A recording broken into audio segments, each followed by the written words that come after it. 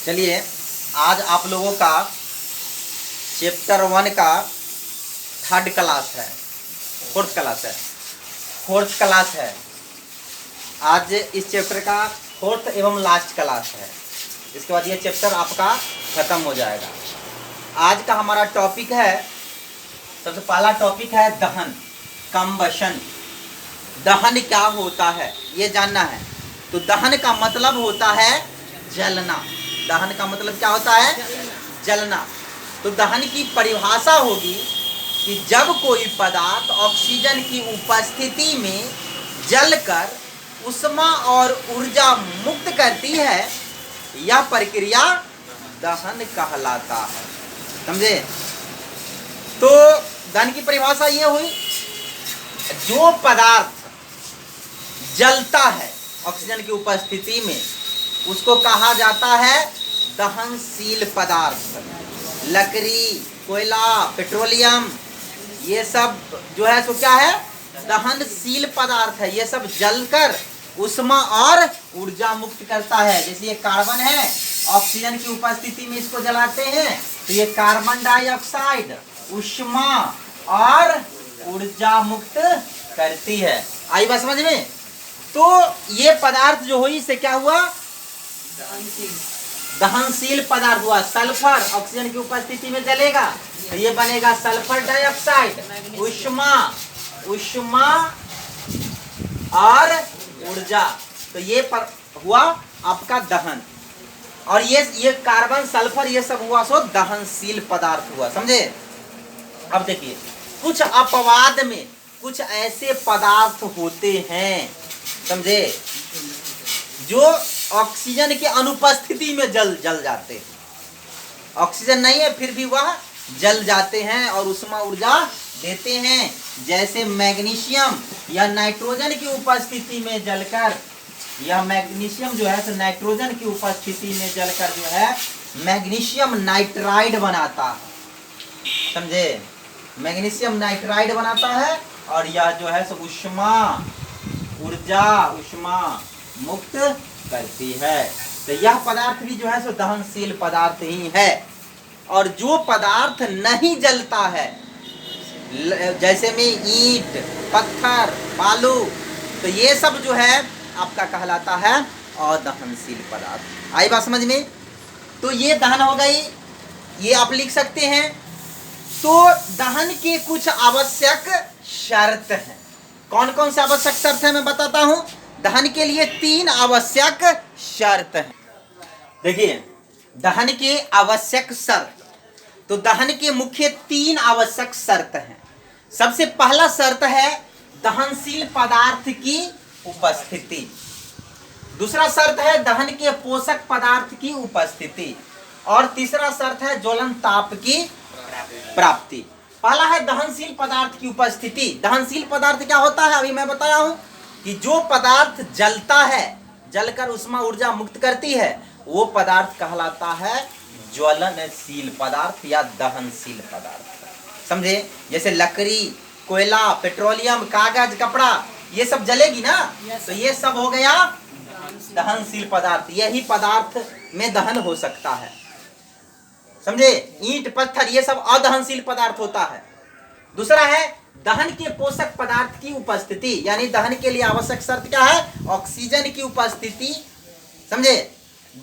Oxygen की उपस्थिति में ही पदार्थ दहन हो सकता है, जल सकता है। कुछ अपवाद है, जैसे एक अपवाद में मैग्नीशियम बताया हूं, वो ऑक्सीजन के उपस्थिति और नाइट्रोजन की उपस्थिति दोनों में वह जल सकता है। समझे? और तीसरा है ज्वलन ताप की प्राप्ति। ज्वलन ताप की प्राप्ति यानी ज्वलन ताप होता है, ज्वलन ताप कहते हैं जिस न्यूनतम ताप पर कोई पदार्थ जलना प्रारंभ करती है, उस ताप को उस पदार्थ का ज्वलन ताप कहते हैं। हर पदार्थ के लिए ज्वलन ताप अलग अलग होता है। समझे? कागज है, उसके कम ही ताप में वो जल उठता है। वही एक बड़ा लकड़ी का टुकड़ा है, उसको अधिक तापमान देना पड़ता है तब वह जल पाता है। नहीं, तो सभी ताप का जो है ज्वलन, सभी पदार्थ का ज्वलन ताप क्या होता है? अलग अलग होता है, भिन्न भिन्न होता है। तो ये 3 मुख्य शर्त हैं दहन के। चलिए अब जानेंगे दहन के प्रकार। दहन के प्रकार, दहन के प्रकार यानी दहन कितने प्रकार के होते हैं। तो दहन मुख्य रूप से 3 प्रकार के होते हैं। सबसे पहले जानेंगे, पहला है द्रुत दहन, द्रुत दहन। दूसरा है मंद दहन, मंद दहन। और तीसरा है स्वतः दहन, स्वतः दहन। समझे? चलिए 1 नंबर लिखिए। देखिए द्रुत दहन क्या होता है वो हम जानेंगे। जब कोई पदार्थ तीव्रता से जलकर उष्मा ऊर्जा मुक्त करती है उसे द्रुत दहन कहते हैं। यही इसकी परिभाषा होती है। जैसे माचिस के तीली का जलना, स्टोव का जलना, बर्नर का जलना, ये सब जो है सो क्या है, द्रुत दहन का उदाहरण है। समझे? दूसरा है मंद दहन। जब कोई पदार्थ धीरे धीरे जलती है तो उसे क्या कहते हैं, मंद दहन कहते हैं। जैसे श्वसन, भोजन का पचना, लोहे में जंग लगना, ये सब क्या है, मंद दहन का उदाहरण है। तीसरा है स्वतः दहन। जब कोई पदार्थ में बाहर से उष्मा और ऊर्जा बिना दिए वह स्वतः जल उठती है उसे कहते हैं स्वतः दहन। जैसे फास्फोरस का जलना, सोडियम का जलना, ये सब जो है तो क्या है, स्वतः दहन के उदाहरण। दहन समझ गए, दहन के प्रकार समझ गए। चलिए अब हम आप लोगों को पढ़ाते हैं ज्वाला, फ्लेम। फ्लेम क्या होता है? देखिए अब हमको जानना है कि ज्वाला किसे कहते हैं। तो ज्वाला की परिभाषा होती है कि ज्वाला वह क्षेत्र है जिसमें कोई पदार्थ जलकर उस क्षेत्र को गर्म रखती है। ज्वाला के 3 मुख्य क्षेत्र होते हैं। जब कोई मोमबत्ती को हम जलाते हैं, मोमबत्ती है, बहुत बड़ा है मोमबत्ती,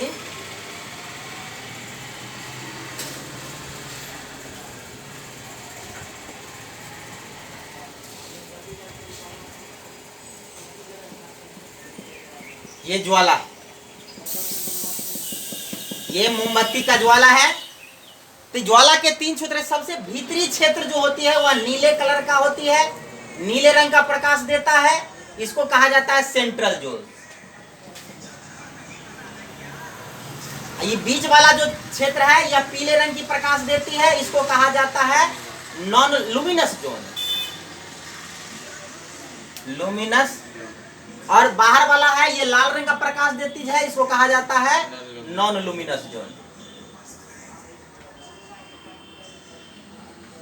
इसको हिंदी में कहा जाता है केंद्रीय मंडल, इसको कहा जाता है प्रकाशमान मंडल, इसको कहा जाता है प्रकाशहीन मंडल। और ये जो है सो कैंडल है, मोमबत्ती है, ठीक ना। तो पहला क्षेत्र के बारे में जानेंगे। तो सबसे पहला क्षेत्र क्या है, सेंट्रल जोन के बारे में जानेंगे। इसको हिंदी में कहते हैं केंद्रीय मंडल। क्या कहते हैं, केंद्रीय मंडल। ये होता है, ये ज्वाला का सबसे केंद्रीय भाग होता है। इसमें दहन की क्रिया नहीं होती, इसमें जो कार्बन का दहन नहीं होता, और यह नीले रंग का क्षेत्र होता है, इसे अदहन क्षेत्र भी कहते हैं। यह ठंडा क्षेत्र होता है, इसमें माचिस की तीली ले जाने पर नहीं जलता, वह नहीं जलता। आई बात समझ में? चलिए अब दूसरा लिखिए। यह ज्वाला का मध्य भाग होता है जिससे पीले रंग की प्रकाश निकलती है। यह ज्वाला का मध्य भाग होता है जिससे पीले रंग की प्रकाश निकलती है। इसमें कार्बन का अपूर्ण दहन होता है।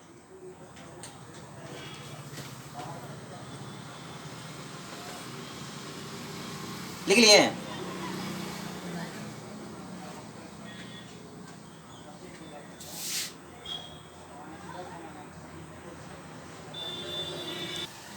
तो अंतिम में क्या है, नॉन लुमिनस जोन। इसको कहा जाता है अदैदीप्यमान मंडल या प्रकाशहीन मंडल। इससे लाल प्रकाश निकलती है। यह ज्वाला का सबसे बाहरी भाग होता है, या लाल रंग का क्षेत्र होता है, इसमें कार्बन का पूर्ण दहन होता है, जिसके कारण यह ज्वाला का सबसे गर्म क्षेत्र होता है। आई बात समझ में? चलिए उतार लीजिए, ये मोमबत्ती बना लीजिए। देखिए अब ये टॉपिक है आपका एलपीजी। इसका फुल फॉर्म होती है लिक्विफाइड पेट्रोलियम गैस। इसको हिंदी में कहते हैं द्रवीभूत पेट्रोलियम गैस। एलपीजी क्या है मैं बताता हूं पहले। एलपीजी में इथेन, प्रोपेन और ब्यूटेन, ये तीनों गैसों का मिश्रण है, जिसमें सबसे अधिक 70 से 80% आइसोब्यूटेन और नॉर्मल ब्यूटेन, आइसोब्यूटेन और नॉर्मल ब्यूटेन रहता है। एलपीजी में सबसे अधिक 70 से 80% आइसोब्यूटेन और नॉर्मल ब्यूटेन रहता है, जो बहुत ही तीव्रता से जलती है, समझे। यह गैस के रूप में पाया जाता है। इसे उच्च दाब आरोपित करके इसके लोहे के सिलेंडर में द्रव के रूप में क्या कर दिया जाता है, भर दिया जाता है, समझे। और इसमें लोहे के सिलेंडर में भरने से पहले इसमें इसको पहचानने के लिए, इसके गंध को पहचानने के लिए इसमें इथाइल मैरकैप्टन मिला दिया जाता है, C2H5 एसिड। इसको इथाइल थायो एल्कोहल भी कहते हैं।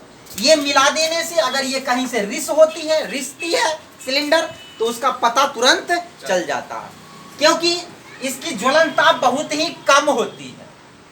एक सिगरेट की लुत्ती से भी या जो है चिंगारी से भी इसमें आग तुरंत पकड़ लेता है।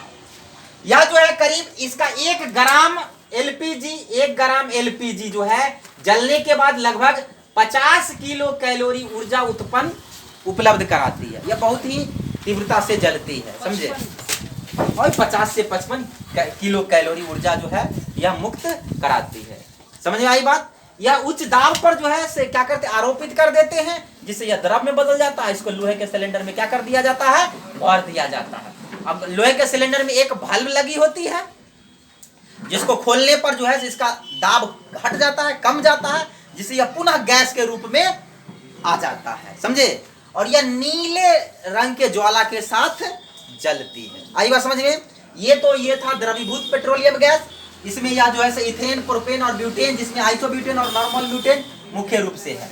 अब देखिए इसका उपयोग कहाँ कहाँ किया जाता है। इसका उपयोग जो है से खाना बनाने के अलावा जो है गाड़ी चलाने में भी किया जाता है। 4 चक्का वाहन, 2 चक्का वाहन यह एलपीजी पर भी चलती है, समझे।